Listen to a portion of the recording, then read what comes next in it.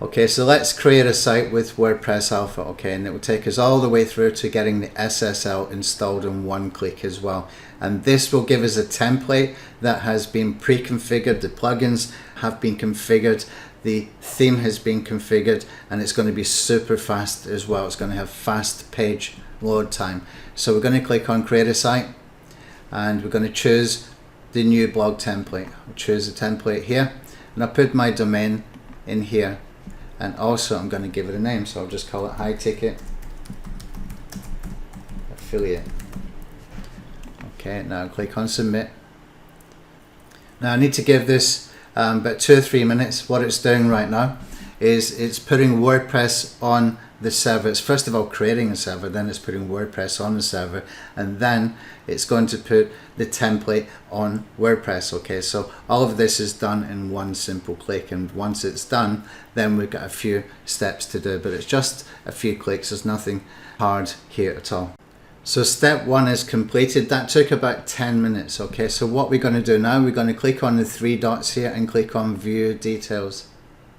And now you can see that we've been given an IP that we're going to use to create an A record within Namecheap. Now if you've got a different domain registrar, it's the same process. What I'll do is I'll copy that, I'll go over into Namecheap, and you can see I've already got the domain management page open here. And what I'm going to do is click on advanced DNS. And here what we're going to do is we're going to create an A record. Okay, you can see down here, add a new record. I'll choose A record, and here we can see we got our A record. So what I'll do here is I will put in an @ character, and for the IP address I will put this in here. And important, you must click where it says save changes, and just leave this as automatic. We'll click on save the changes. Okay, so now we need to wait for this to propagate. Like any other domain, when you put a website on it, you need to wait for it to propagate. Sometimes it's very fast, sometimes it can take a couple of hours. Other times, if you're changing the DNS, it can take even longer, but we expect to get this within a few minutes. Okay, so I will come back when it's done.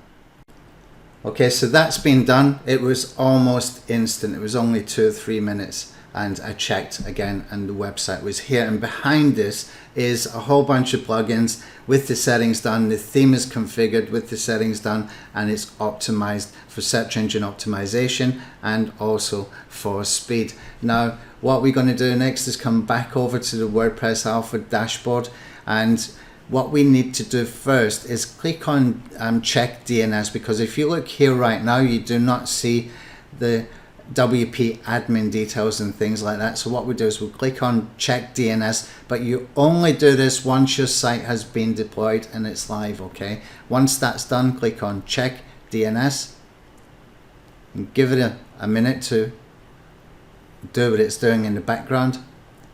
And now I'm going to refresh, and while we're waiting for those details, let's go and check the page speed. We'll check in G metrics over here.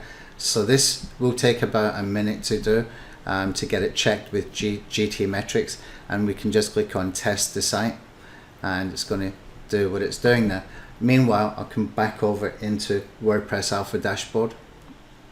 Okay, so it looks like I'm going to have to give that another couple of minutes.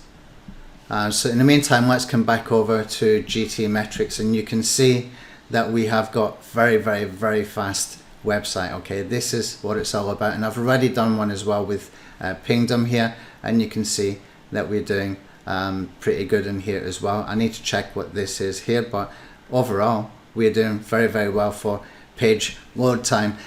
And let's check with the actual website as well. If we just click on refresh, you can see it's very fast. Okay, so all of that is been taken care of in the background from the preparation that we did inside the template. Now this is one of the things that you're getting with WordPress Alpha. It's not just a set of plugins that work together. It's not just configuration of plugins. There's a lot of expertise and experience put into these templates so that we can get that fast speed, and so that we've got really well optimized website template to start you off. Okay, so you've got a really good head start on any type of site that you want to build from this point forward. Okay, so that is the beauty of WordPress Alpha. Now let's come back into the dashboard one more time.